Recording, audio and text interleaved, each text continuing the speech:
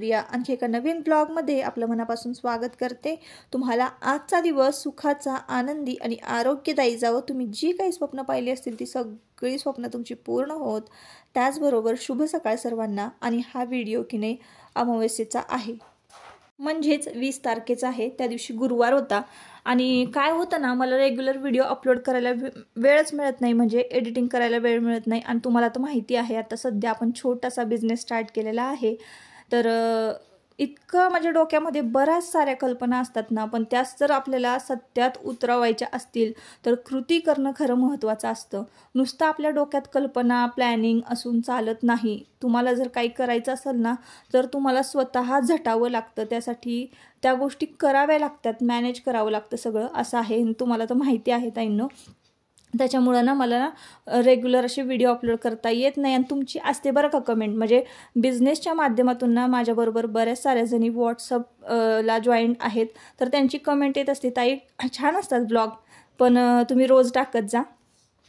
तर रोजच्या रोज ना मला व्हिडिओ अपलोड करायला जमत नाही। खरं सांगू का ताईंनो, रोज मी व्हिडिओ टाकू शकते, रोज मी तुमच्याबरोबर नवीन काही ना काहीतरी शेअर करू शकते, इतकं कॉन्टेंट आपल्याकडं आहे। कॉन्टेंटची काहीच कमी नाही आहे बरं का, फक्त प्रॉब्लेम आहे मनुष्यबळच मला कमी पडतंय ताईंनो। आणि असं नाही आहे की आता बाबा ही जी कामं आहेत माझी छोटी मोठी ती बाई लावून मी करून घेऊ शकते, असं पण नाही आहे। तर जे काही रॉ मटेरियल आहे, जसं की मशीन काम जे करते मी, पाऊच वगैरे शिवते, काय काय करते ते मी तुम्हाला पुढे शॉर्ट व्हिडिओमधून कळवेनच की मी नक्की माझं काय चाललेलं आहे। तर त्याचं रॉ मटेरियल सगळं आणून इकडं तिकडं ठेवलेलं होतं, चैनी म्हणा, डेकोरेशनचं म्हणजे डेकोरेट करण्याचं, तोरणं वगैरे डेकोरेट करण्याचं साहित्य सगळं आणून इकडं तिकडं पडलं होतं। शिवाय पॅकिंगच्या पिशव्या आहेत, वजन काटा आहे, लॉक म्हणजे करण्याची ती पिशवीची मशीन जी आहे ती सीलिंग मशीन ते आहे, इकडं तिकडं सगळं पडलेलं असतं ना, सगळं आपल्याला मॅनेज करावं लागतं। ते सगळं आवरून ठेवलं। आणि विशेष म्हणजे ना बघा, आज अमावस्या आहे आणि आता उद्या आहे देवदिवाळी, आणि देवदिवाळीमुळेच मी ना घरावरचा कंदील जो लावलेला होता, म्हणजे आकाश कंदील लावतो आपण दिवाळीमध्ये, तर देवदिवाळी झाल्याशिवाय मी तर काढत नाही बघा, तर त्या लाइटिंग्स वगैरे सगळं काढायचं होतं। आणि त्यानंतर ना आज ना विशेष म्हणजे बघा, आता मार्गशीर्ष महिना चालू होणार आहे, तर देव उजळवले पाहिजे। सगळे देव उजळवून घेतलेले आहे, जाळ्याजळमुठं थोडीफार होती घरातली, काढली, झाडझटक केली, सगळ्या वस्तू जागच्या जागेवर ठेवल्या, स्वच्छ लोटून काढलं, आणि इकडे ना देव उजळवून घेतलेले आहेत। आता तुम्ही म्हणाल की ताई आजूबाजूला थोडेसे भांडे पडलेले आहेत, तर आहे बरं का, पसारा हा असतोच घरामध्ये। जिथं माणसं आहेत घरामध्ये तर तिथं 100% असं सगळं चकाचक परफेक्ट अगदी चित्रात काढल्यासारखं असं होऊ शकत नाही। जिथं माणसं आहे ना तिथं थोडंफार विस्कटलेलं दिसणार, किंवा थोडेफार डाग दिसणार फरशीला, थोडेफार इकडं तिकडं घाण दिसणार, सगळं परफेक्ट असं होऊच शकत नाही कधी। त्याच्यामुळे ना जर समजा आपल्याकडनं काही कामं नाही झाली ना, जास्त टेन्शन घ्यायचं नाही बरं का ताईंनो, माझ्याबरोबर सुद्धा असंच होतं कधी कधी, म्हणून मी सांगते। आणि मग अशी मानसिक दुविधास परिस्थिती निर्माण होते का नाही, विचार करायला लागतो मेंदू की नक्की बाबा मी काम करते का नाही की काय, असं होतं कधी कधी। तर ही सगळी सिच्युएशन मॅनेज करायला यायला पाहिजे। तर सकाळचीच वेळ होती आणि सगळे देव ना स्वच्छ उजळवून घेतले, छान चांदीचे जे टाक आहेत ना ते कोलगेटनी घासायचे, एकदम मस्त चमकतात बरं का। ज्यांच्या उंबरट्यावर चांदीच्या पादुका आहेत महालक्ष्मीच्या, त्यासुद्धा कोलगेटनी घासायच्या, एकदम चकचकीत दिसतात बरं का, छान दिसतात। आणि चांदीचे देव असतील तर कोलगेटनेच मी घासते। त्याच्यानंतर त्याला पितळची कडी आहे, तांब्याची आहे, तर ते ना मी पितांबरीनं घासते। सगळी जी छोटी छोटी देवापुढे आपण भांडी मांडतो नैवेद्याची, तर ती सुद्धा एका ह्याच्यामध्ये भिजत घातलेली आहे।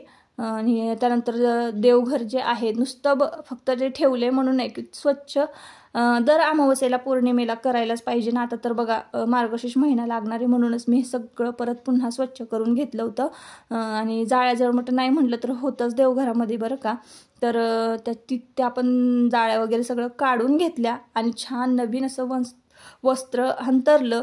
आणि मग त्यानंतर इकडे देव तुम्हाला दिसत असतील किती छान लखलखीत चकचकीत झालेले आहेत। तर पहा, ह्या सगळ्या मूर्त्या ज्या आहेत ना मी पितांबरीने घासलेल्या आहेत, एका ब्रशनं घासलेल्या आहेत। आणि त्यानंतर इकडे देवघर चकचकीत झालेलं आहे, इथे मी भांडी वगैरे सगळे भिजत ठेवलेले आहेत, छोटी छोटी आहेत ती। आणि चला आता मग म्हटलं भांडी भिजतायत तोवर ना आपण मस्तपैकी एखादी रेसिपी शेअर करूया. कारण तुम्ही माझ्याकडनं मसाला मागवलेला आहे, तर मी तुमच्याबरोबर रेसिपी शेअर केली ना त्या पद्धतीनं तुम्ही कराल. तर बघा, कढई घेतलेली आहे, कढईमध्ये तेल घेतलेलं आहे 2 चमचे आणि बारीक चिरलेलं लसूण आहे, म्हणजे अगदी बारीक नाही चेचायचा, ओबडधोबड चेचायचा.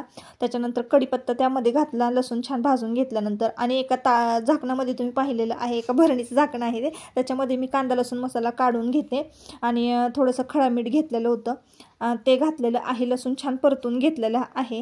त्याच्यानंतर थोडासा मी त्यामध्ये पावभाजी मसाला घातला, एक मस्त वेगळी चव यावी यासाठी बरं का.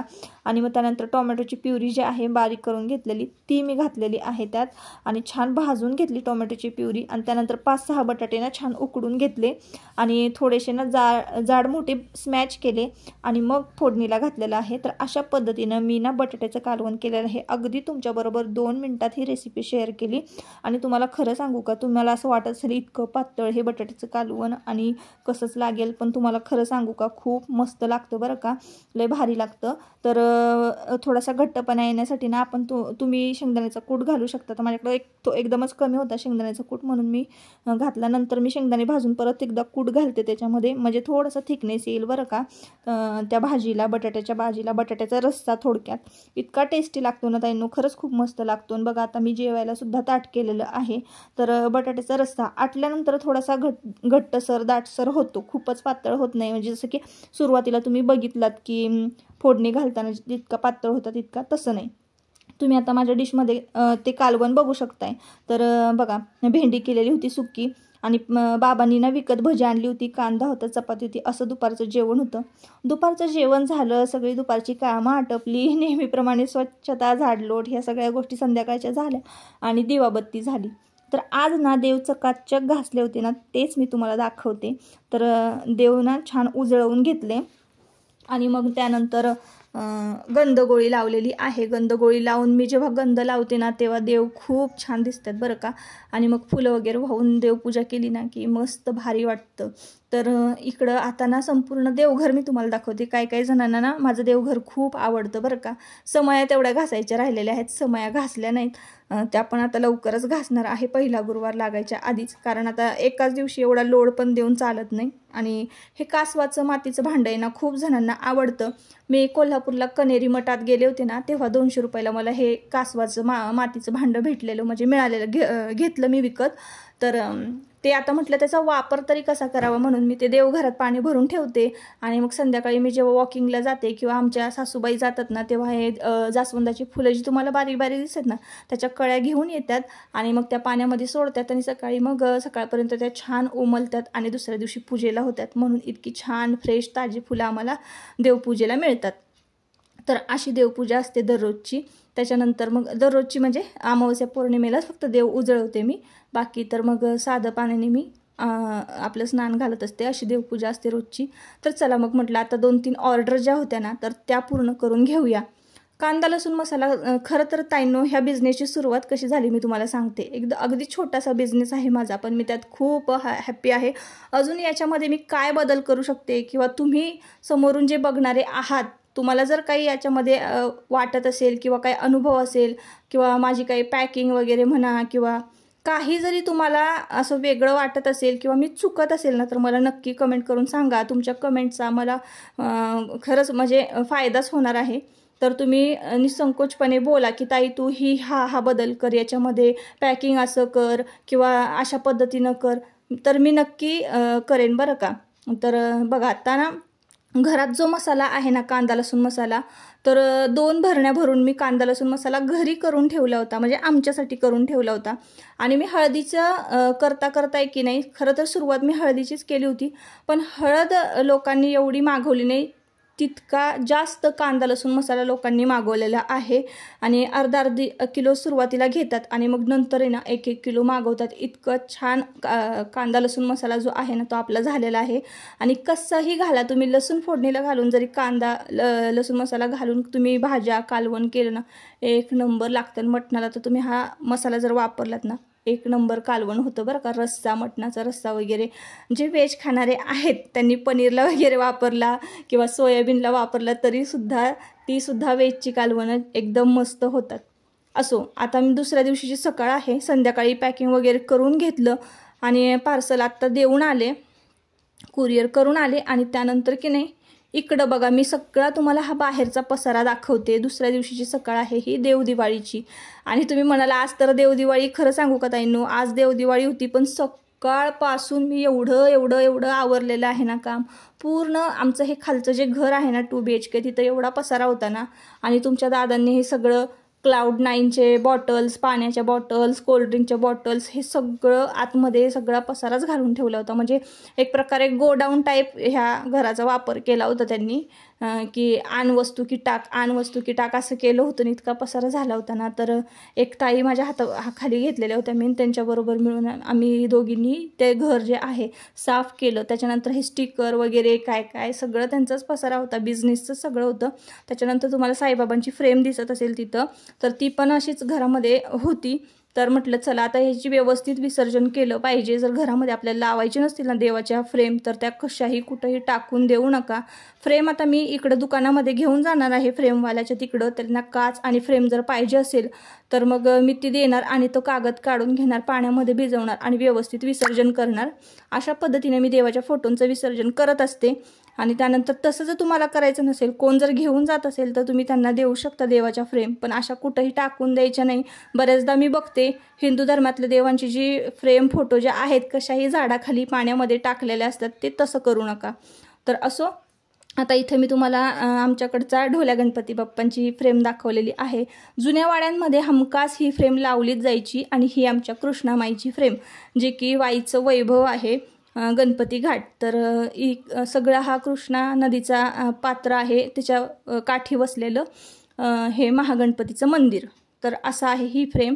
तर ही फ्रेम पण आम्ही काढून टाकली, कारण खूप मोठी जागा, म्हणजे जागा एवढी नाहीच आहे, त्याच्यामुळे मी खाली काढून टाकली. आता पेपरमध्ये व्यवस्थित गुंडाळून ठेवून देणार आहे हे सगळे फ्रेम. आणि तुम्ही घर तर बघत असाल किती चकाचक झालेलं आहे. ह्या सगळ्या रूममध्ये सुद्धा खूप सारा पसारा होता ताईंनो. एवढा पसारा होता ना की एकावर एक वस्तू नुसत्या आणून डागरलेल्या होत्या असं झालं होतं. इकडे डेकोरेशनचं सामान, जुनं फॅन, आणि इकडे जुने नवे भांडे, स्टोव, जुन्या वस्तू, सगळं हे व्यवस्थित लावलेलं आहे. हे सगळ्या वस्तू खाली होत्या, म्हणजे विचार करा तुम्हाला ह्या रूममध्ये कसं दिसत असेल. आणि मग बेड वगैरे व्यवस्थित लावला. जुना दरवाजा आहे पलीकडे, आणि हे वाकळा वगैरे ज्या होत्या जुन्या, त्या पण व्यवस्थित बेडमध्ये टाकून दिलेल्या आहेत. एवढा सगळा पसारा होता. आणि संध्याकाळपर्यंत आहे ना आमची ही कामं चालू होती, इतकी कामं चालू होतीत ना स्वच्छतेची. सगळी कामं आज पूर्ण करून घेतली, कारण आता मार्गशीर्ष महिना लागणार आहे. आणि ह्या जुन्या काही साड्या आहेत ना, तर म्हटलं चला परत एकदा ना ह्या वापरायला काढूया. छान वॉश करणार, इस्त्री वगैरे करणार आणि रोज वापरायला काढणार आहे. तुम्हाला तर मी नेसलेलं दिसणारच आहे. तर म्हटलं कशाला टाकून द्यायच्या, छान आहेत. आणि इथं काही चिंध्या आहेत ना की जे की मी बॅग वगैरे करायला तयार ठेवलेल्या आहेत, बॅग वगैरे शिवायला ठेवलेल्या आहेत. तर छान आहेत त्या पण. इथं धान्य आहे आमचं जे शेतातलं येतं ना धान्य, किचन कट्ट्याच्या खाली ठेवलेलं आहे.